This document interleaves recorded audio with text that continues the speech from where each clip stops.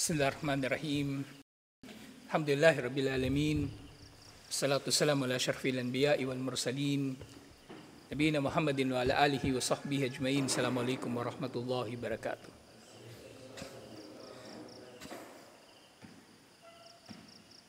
So inshallah, suwar min hayatis sahaba. Mga piling tagpo sa buhay, talambuhay ng mga sahaba.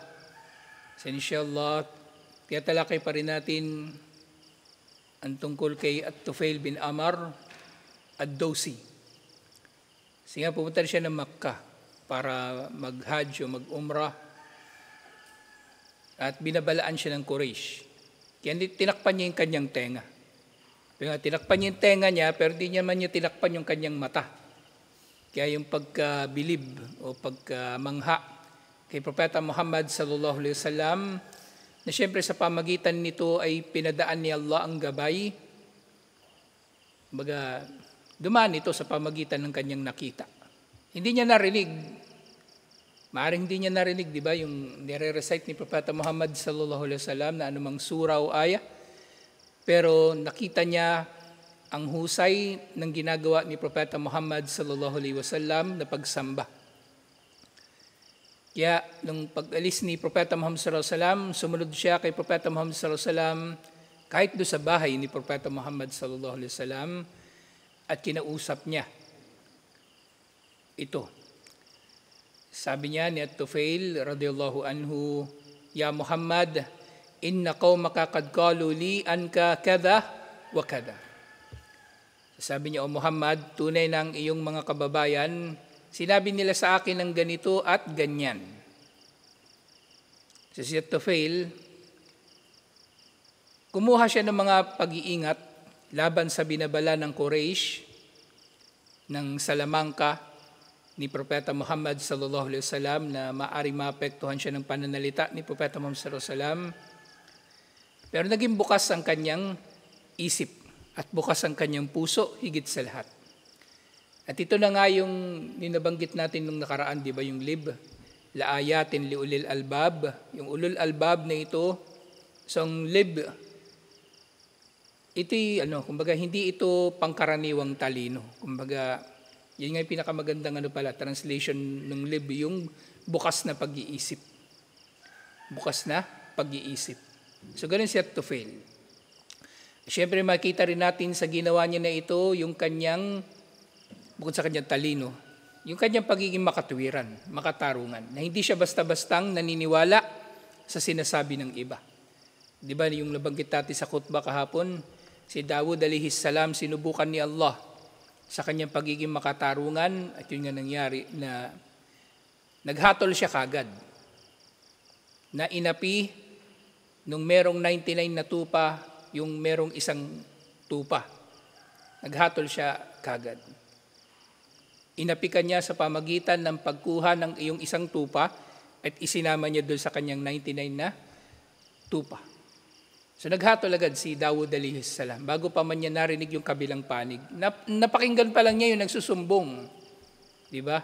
Yung nagsusumbong pa lang yung napakinggan niya. Meron daw siyang kapatid na merong 99 na tupa. Siya merong isang tupa at yung kapatid niya kinulit daw siya.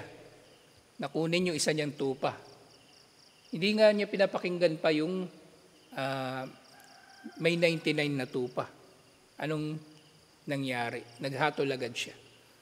Pero si At-Tufail, tinanong niya muna si Propeta Muhammad sallallahu alaihi wasallam. Sinasabi ng mga tao tungkol sa iyo ang ganito at ganyan. At yun nga, wallahi wa ma barihu yukhawifunani min amrika hatta sadadtu udunay bikutunin li'alla asma'u qawlak. O Muhammad, nagbababala o nagsasabi ang mga tao, mga kababayan mo tungkol sa iyo ng ganito at ganyan. Sumpa kay Allah, patuloy silang nanakot sa akin tungkol sa iyo hanggang sa nilagyan ko ng bulak ang aking tenga upang hindi ko maririnig ang sinasabi mo. Pero nga si Allah, sa kabila ng pagtatakip niya sa kanyang tenga, dinulot ni Allah na marinig ko ang ilan sa mga sinasabi mo. Fawajadtuhu hasanan. At nakita ko na mabuti naman ang iyong sinasabi. Nakita ko na mabuti naman ang iyong sinasabi. Fa'rid aliyya amrak. Kaya pahayag mo sa akin, ano ba itong pinangangaral mo? Ano ba itong bagay na ito tungkol sa iyo? Kasi yung hatol ng nababanggit natin palagi, ang relihiyon ng Quraysh at ng mga paganong Arabo, hindi ito nalalayo sa Hinduism. Kung ano yung Hinduism ngayon, so ganun sila. Maraming mga Diyos, maraming mga pamahiin, maraming kababalaghan. Iba talaga yung kung minsan mahirap maintindihan yung yung relihiyon ng Quraysh, pero yun na yung pinakamalapit na maihahalin tulad natin dito. Hinduism, Buddhism, Shintoism ng mga Hapon, pagsamba ng mga tao sa kanilang mga ninuno. Ganun sila. Hindi simple yung kanilang relihiyon, napaka-komplikado. Kaya yung usapin ng pagiging propeta, yun nga, familiar sila sa pagiging propeta. Kinikilala nila si Ibrahim alayhissalam. Hanggang sa panahon na ito, tinutupad nila ang ilan sa mga gawain ni Ibrahim alayhissalam. Yung Hajj, yung Umrah, tumatambay din sila sa Arafah, o umiinom ng Zamzam. Alam nilang kainaman ng Zamzam, pero nga naghalo-halo na yung kanilang relihiyon, nahaluan ito ng paganismo. Sabi niya kay Propeta Muhammad sallallahu alaihi wasallam, ipahayag mo sa akin ang tungkol sa iyo. So gusto niyang malaman, ano ba yung pinangangaral ni Propeta Muhammad sallallahu alaihi wasallam. At ito doon sa loob ng bahay ni Propeta Muhammad sallallahu alaihi wasallam. Kasi maaring mangyari sa panahon na ito, kung doon niya kakausapin si Propeta Muhammad sallallahu alaihi wasallam sa may Kaaba, so may kita siya ng Quraysh. Pangalawa, baka nandun pa si Kupal, si Abu Lahab, at mangi-istorbo lang sa kanilang pag-uusap. Isipin niya yan, yung ganong tao. Gagastos siya ng napakahaba ng kanyang effort at napakahaba ng kanyang panahon para lang pasinungalingan ang katotohanan. So, ganyan lang tao kapag ligaw talaga. At ganyan din ang tao na nasa katotohanan, dito sa pagkakataon nito si Propeta Muhammad sallallahu alaihi wasallam, hindi niya kailangan pagtanggol ang sarili niya. Hindi niya kailangan pagtanggol ang kanyang sarili. Ang mga tao na naghahangad ng gabay, kusa na tutulong sa kanya o kusa na lalapit sa kanya. Hindi niya kailangan mag-recruit ng magiging kakampi laban sa Quraysh. Kumbaga, ang una niyang pinangaanyaya ay ang patungo kay Allah subhanahu wa ta'ala, at kung susuportahan siya ng mga mananampalataya, yun ay nasa gabay na ni Allah. Wala sa kanya. Hindi naging personal kahit kailan ang da'wa ni Propeta Muhammad sallallahu alaihi wasallam. Hindi naging personal. Pero yung katulad ng sinasabi ko kagabi, yung mga masamang tao, kung ano yung kabaligtaran ng ugali nila, yun yung madalas nilang inaangkin. Sila'y nangaapi, pero madalas magsasalita sila na sila'y inaapi. O katulad ditong Quraysh. Sila'y maraming atraso kay Propeta Muhammad sallallahu alaihi wasallam, pero sila yung kung magsalita ay aping-api ni Propeta Muhammad sallallahu alaihi wasallam. Sinasabi nila, minumura yung kanilang mga Diyos, ginagawa silang tanga, pinaghihiwalay yung kanilang mga pamilya. Sila naman yung naghiwalay sa mga pamilya nila . Yung mga Muslim sa pamilya nila, inaapi nila. Katulad ngayon nangyari doon nga sa anak ni Propeta Muhammad sallallahu alaihi wasallam, si Zainab, yung asawa niya, pinaghiwalay sila ng Quraysh. At kalaunan na lang, nung pagkatapos ng hijrah, sumunod na doon kay Zainab.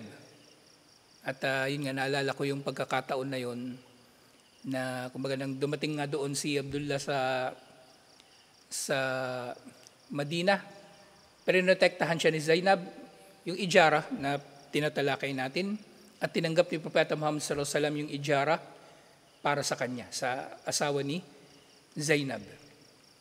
Sa maring nung lumikas si Abdullah, hindi pa siya nag-Muslim, pero nag-Muslim din siya.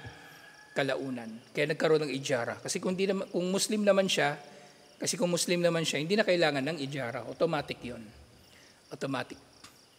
Kasi nga hiniling ni At-Tufail bin Amr ad-Dawsi kay Propeta Muhammad sallallahu alaihi wasallam na sabihin ang tungkol sa kanyang mga ipinangangaral. Fa'arada alayya amrahu. At yun nga, ipinahayag ni Propeta Muhammad sallallahu alaihi wasallam ang kanyang daladala na mensahe. Wa qara'a li surat al-Ikhlas wal Falaq. At binasa daw ni Propeta Muhammad sallallahu alaihi wasallam sa kanya ang suratul Ikhlas at suratul Falaq. Ganito nagda'wa si Propeta Muhammad sallallahu alaihi wasallam.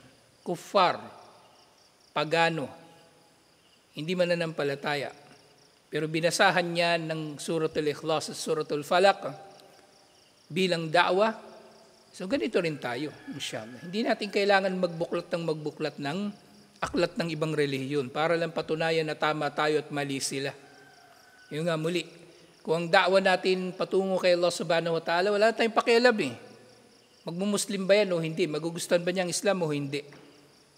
Kasi ang hangad natin yung katotohanan. Pero nga nangyayari, nahaluan na ng kabalbalan ng da'wa, nahaluan ng kasinungalingan, nahaluan ng pangungulit, nahaluan ng panlilinlang. O yan, nagagawa nilang mapataas yung daliri ng tao. Barabarangay, asyhadu an la ilaha illallah. Kinabukasan pagbalik mo, wala na. Ni isa.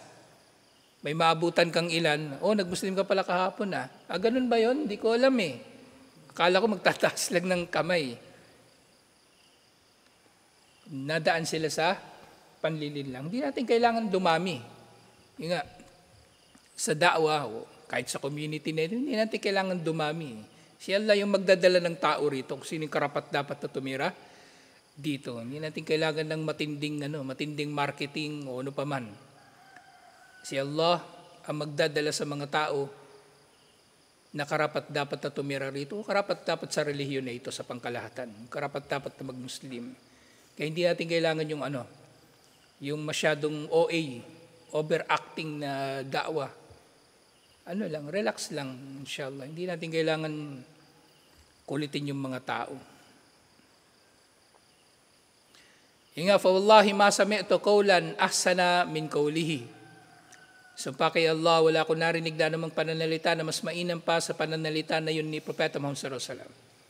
Siyempre, sinasabi ni At-Tufail na salita ito ni Propeta Muhammad sallallahu alaihi wasallam. Ang ibig niya lang sabihin dito, narinig niya. Wala siyang narinig mula sa sino mang tao na anumang pananalita na mas mainam pa sa binasa na ito ni Propeta Muhammad sallallahu alaihi wasallam. Salita ni Allah, ang Quran. Pero dito, yung konteksto na tinutukoy niya rito, salita na narinig niya sa tao. Yun yung pinakamainam niyang narinig. Yung suratul Ikhlas at suratul Falaq.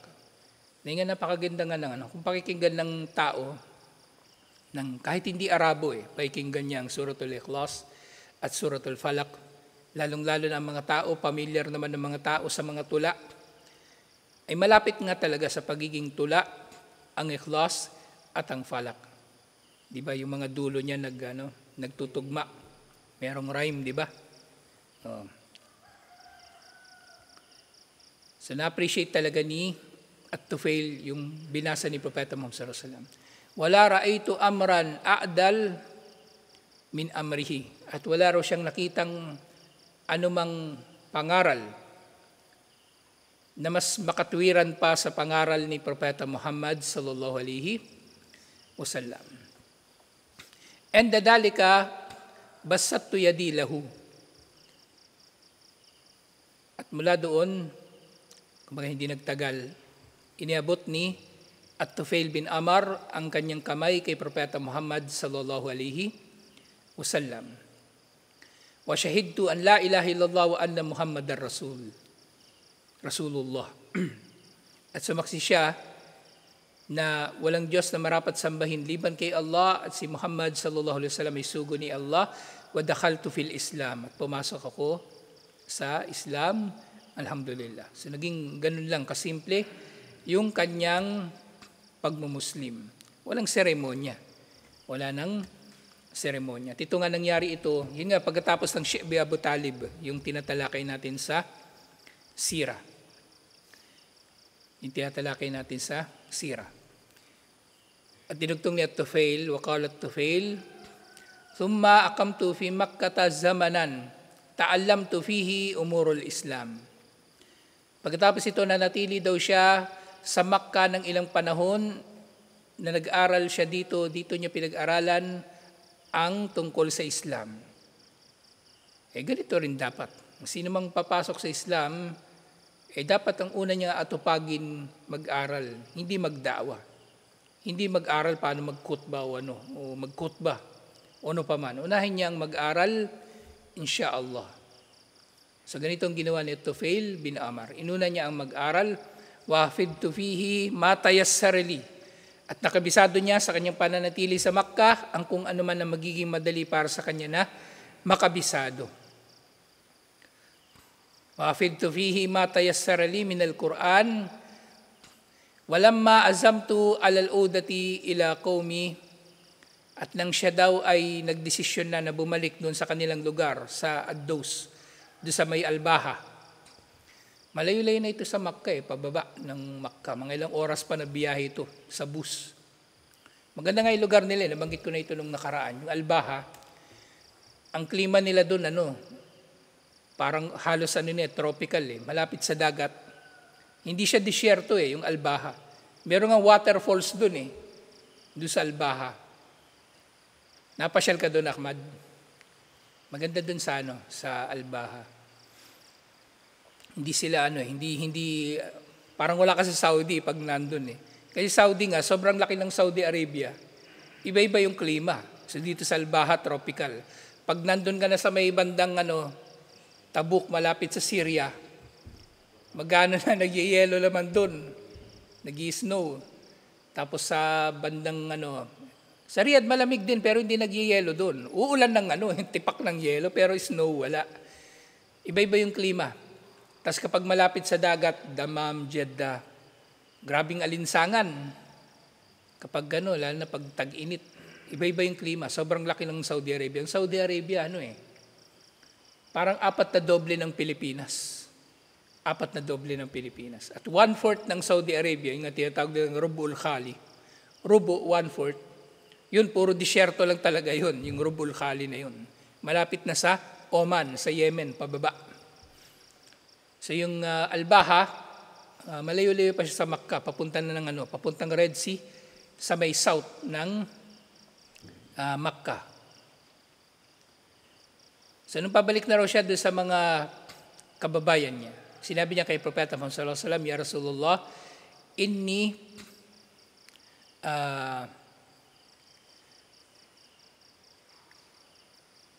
imraun o imratun nakasulat dito. Inni imratun mutaun fi ashirati. Tunay na ako ay tao na sinusunod sa aking bayan." Kasi siya nga yung pinuno doon. Si At-Tufail bin Amr. Siya ang pinuno ng kanilang tribo. Wa ana raji'un ilayhim wadaihim ilal Islam. Babalik ako sa kanila at aanyayahan ko sila patungo sa Islam. Kasi nga dito, may kita natin yung una talagang hangad ni At-Tufail bin Amr, ang mag-Muslim, ang kanyang mga kababayan, inshallah matapos na siya ay mag-aral. Fadu'ullaha an yaj'ala li ayatun takunu li aunan fima adu'uhum ilayhi.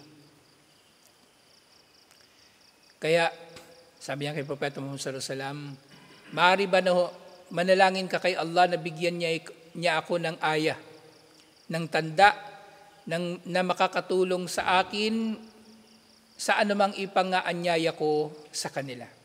Tanda na ibig niyang sabihin, bigyan siya ni Allah ng anumang bagay na dahil dito magiging madali para sa kanya na tanggapin, magiging madali para sa mga kababayan niya na tanggapin ang Islam. Hindi naman siya nanghihingi ng himala. Hindi yun. Kaya sinabi ni Propeta Muhammad sallallahu alaihi wasallam, "Alaw maj'al lahu aya," o Allah, bigyan mo siya ng aya o tanda. Na Sa pamagitan nito ay magiging madali para sa mga kababayan niya ang mag-Muslim. Kasi gusto niya talaga na sila ay mag-Muslim.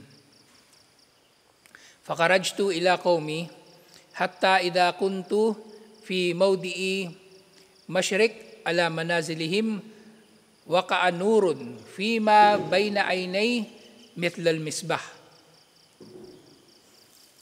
So yun nga, nung pumunta na siya doon sa mga tao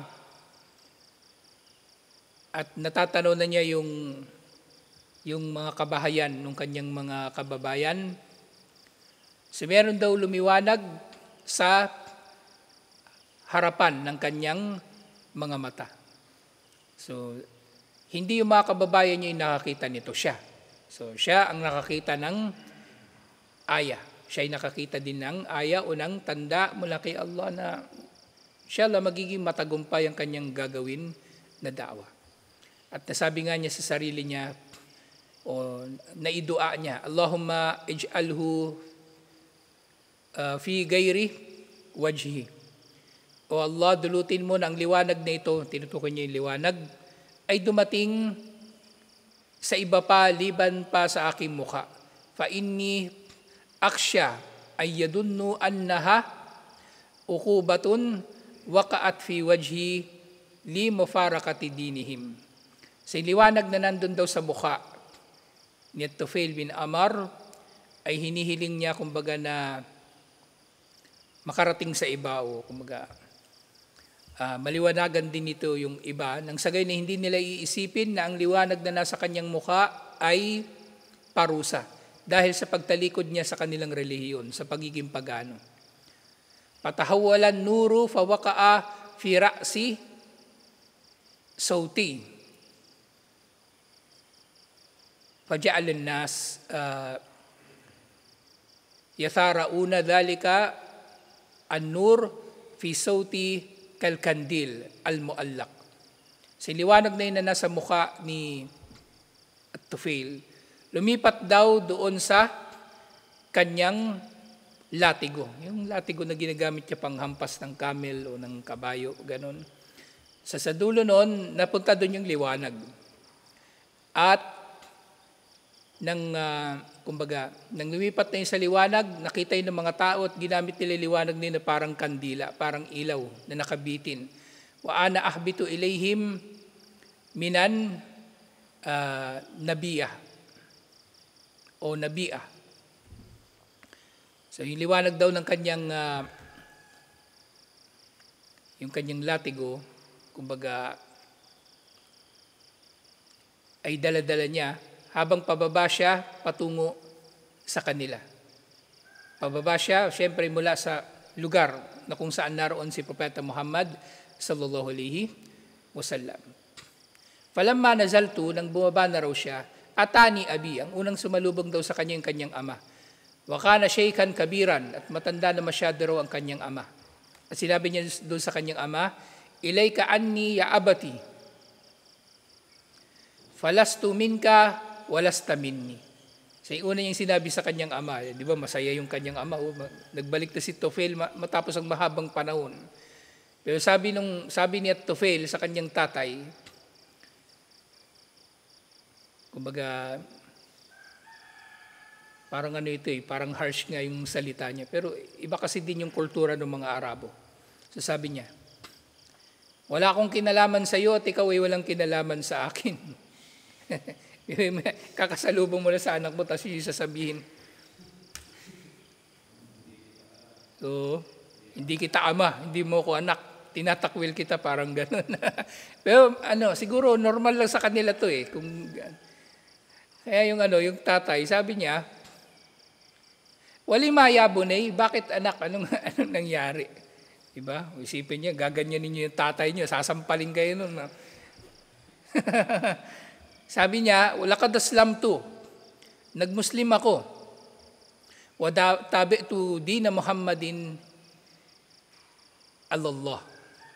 Sumunod daw siya sa relihiyon ni Propeta Muhammad sallallahu alaihi wasallam ayon sa kagustuhan ni Allah. Ngayon, di ba, ganito agad yung sinabi niya. Ganito, ang sinabi niya sa kanyang ama. Siyempre, piniliwanag niya rin, ano ba itong relihiyon ni Propeta Muhammad sallallahu alaihi wasallam.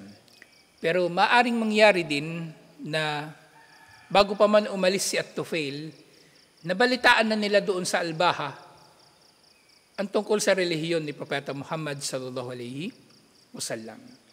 Kasi di ba, pang ilang taon na ito? Pang 9 na taon o pang 10 na taon ng Be'ta. So mahaba na yung panahon. Na kung sa 10 taon ginagawa mo yung isang bagay at nagagawa mo ito ng mahusay, edi kumalat na sa mga tao yung iyong kabutihan o ang balita tungkol sa iyo. Pareho din, kung 10 taon ka nang gumagawa ng kasamaan, di ba? 10 taon ka nang mandurugas, edi alam na ng mga tao mandurugas ka. Kumbaga, laganap na sa mga tao yung reputasyon mo. Kaya meron kasabihan, sa English may idiom, hindi kasabihan pala, your reputation precedes you. Bago ka pa naman dumating, kilala ka na namin kasi nauna na sa iyo ang iyong reputasyon. So ganun si Propeta Muhammad sallallahu alaihi wasallam, na siyang kahulugan nung isa sa mga kasal na tatanging katangian ni Propeta Muhammad sallallahu alaihi wasallam na nagagawa niyang manalo sa mga kalaban kahit ang layo ng kalaban nilang buwan pa na paglalakbay. Kasi ibig sabihin, natakot na yung mga kalaban kay Propeta Muhammad sallallahu alaihi wasallam bago pa man siya sumalakay sa kanila. So nauna na yung reputasyon ni Propeta Muhammad sallallahu alaihi wasallam. Kaya maring konti na lang yung piniliwanag ni At-Tufail doon sa tatay niya. Biruin niya, di ba? Tatay mo, sasabihan mo, wala akong kinalaman sa iyo at ikaw wala kang kinalaman sa akin. Nagmuslim na ako. Sinunod ko ang relihiyon ni Muhammad sallallahu alaihi wasallam. Yung tatay niya, wala naman ibang sinabi. Ito na lang sinabi ng tatay niya. Ay bunay o anak, dini, dino ka. Ano yun? Ang relihiyon ko ay ang relihiyon mo. Di ba? Di naintindihan nyo na yung pinaggagawa natin dito. Alam nyo na kung ginagago ko lang kayo, baka kasi iniisip nyo. Binabasa niyo Arabic tapos translate, baka mali-mali yung translation niya. Kunwari lang yun, marunong. Di ngayon alam nyo na, tama ba yung sinasabi ko o mali? Dini, dino ka. Ang relihiyon ko ay kung ano man ang relihiyon mo. Di ba? So, ibig sabihin, nag-Muslim agad yung tatay ni At-Tufail. Yung nga yung aya na yun, actually, hindi nga yun himala actually. Kaya nabanggit ko rin kanina na hindi yun himala. Kasi kung merong bagay na mangyayari na ganito, aya din oo, pero hindi himala ang tawag sa kanya. Ang tawag sa kanya ay ano? Karama. Ang tawag sa kanya ay karama. Hindi ito tinatawag na himala. O mu'jiza, ang tawag dito ay karama. So nga pagkatapos magsabi ng gano'n yung tatay niya, so na technically nagbo-Muslim na nga siya. Siyempre pinarecite din sa kanya yung shahada. Sabi sa kanya na Tufail, idhab, wagtasil, watahhir tiyabak. Sabi niya sa tatay niya, maligo ka at linisin mo ang iyong damit. O kumaga, linisin saan mang bakas ng najis o magpalit ng damit ganun. Thumma ta'ala hatta uallimuka ma allamtu. Pagkatapos mong gawin yon, bumalik ka at tuturo ko sa iyo kung ano man ang nalaman ko. Si tatay mo, utusan mo ng ganun, di ba? Pero niya maaaring ganito lang magsalita yung mga Arabo, ano ba? Pero syempre, katotohanan na yung pinag-uusapan nila dito eh. Di ba? Nag-Muslim ka na, maligo ka, tapos bumalik ka sa akin na, tapos tuturuan kita ng anumang nalaman ko, inshallah. Parang si ano, di ba? Si Ibrahim alayhis salam. So ganito rin siya na nangusap sa kanyang tatay. Pero yung tatay ni Ibrahim alayhis salam, hindi, nagalit pa sa kanya eh. Sabi pa sa kanya ng tatay niya, wahjur ni Malia. Tantanan mo ko at magpakalayo-layo ka sa akin ng mahabang panahon. Huwag ka magpapakita sa akin, hayop ka. Kumbaga. So galit na galit yung tatay niya. Pero ito, tatay ni At-Tufail, may kita mo yung pinagkaiba ng ano. Yung nasa gabay at wala sa gabay. Fadahaba pagtasala watahara thiyabahu. Kaya umalis siya, naligo at nilinis ang kanyang damit. Thumma jaa fa'aradtu alayhi al-islama fa'aslama. At bumalik siya at pinaliwanag niya uli sa kanya yung Islam. Dito na pala nangyari yung shahada. Pagkatapos niya maligo. Sa sinabi niya lang kanina, sige, tatanggapin ko yung Islam. O sabi sa kanya ni Tufail, maligo ka muna, tapos bumalik ka. At yung nga bumalik siya, piniliwanag sa kanya Islam at tinanggap niya ito ng formal. Thumma ja'a zawjati. Pagkatapos ng tatay ni Tufail, yung asawa naman niya yung dumating. O yung sumalubong sa kanya. O nakausap na niya doon sa bahay. Sabi niya doon sa asawa niya, yung babaeng asawa niya, ilayki anni, falastu minka, walasti minni. So ganun din, katulad doon sinabi niya sa tatay niya. Wala akong kinalaman sa iyo at ikaw wala kang kinalaman sa akin. So ganun din. Minsan, di ba? Madalas problema sa mga mag-asawa to eh. Yung pag nag-Muslim yung isa, tapos ayaw nung isa. Pero syempre, itong ginawa ni Tufail, hindi ibig sabihin na ganito lang magdakwa sa asawa. So siya, ginawa niya ito, kasi alam nga natin matalino si Tufail, na kung magpapakita siya ng paninindigan, susundin siya ng mga tao. Susundin siya ng kanyang ama o susundin siya ng kanyang asawa. Pero hindi ibig sabihin na ganito na yung gagawin mo. Diba? Hindi ibig sabihin na ganito na yung gagawin. Depende. Ikaw nakakaalam sa ugali ng asawa mo eh. O baka yung asawa mo, sabihan mo niyan, wala akong kinalaman sa iyo, ikaw wala kang kinalaman sa akin. Baka kaya hampas niya sa iyo yung kalderong hawak niya. Anong walang kinalaman? Hugasan mo yan, gago. Tingnan mo rin yung kalagayan mo, inshallah. Tingnan mo rin. Si Tufail kasi, kinikilala siya dun sa lugar niya, di ba? Siya nga yung pinuno nila eh. O nagagawa niya itong mga ganitong pananalita. Pero ikaw, tingnan mo rin yung kalagayan mo. Hindi porke ganito, gagayahin mo. Inshallah. Walima, o tanong ng asawa niya, bakit? Bi-abi anta wa ummi. O bakit? Sasabi, yung bi-abi anta wa ummi, ito nga yung kasabihan din ng mga Arabo. Isakripisyo nawa ang aking ama at ina para sa iyo. Kumbaga, iba parang brutal, di ba? Pero expression ito ng mga Arabo. Yung ang sakalat ka umuk, mamatay ka nawa at mawalan ng anak ang nanay mo. Di ba matindi rin yun na expression nila. So ito expression din nila ito. Bi-abi anta wa ummi. Sakripisyo nawa ang ama ko at ina ko para sa iyo. Bakit? Ba't ganyan ka magsalita? Ang sakit mo naman magsalita. Wala akong kinalaman sa iyo, ikaw wala akong kinalaman sa akin. So sabi niya, ni Tufail, farraka bayni wa baynakal Islam, o farka, ang naging pagkakaiba sa pagitan ko at pagitan mo yung Islam. Faqad aslamtu, nag-Muslim na ako. Wa taba'tu dina Muhammadin sallallahu alaihi wasallam. At sinunod ko ang relihiyon ni Propeta Muhammad sallallahu alaihi wasallam. Yung asawa niya ganun din ang sinabi. Fadini dinuka. Ang relihiyon ko ay ano man ang relihiyon mo, alhamdulillah. At yun din sinabi sa kanya ni Tufail, fadhabi fatahiri min ma'in.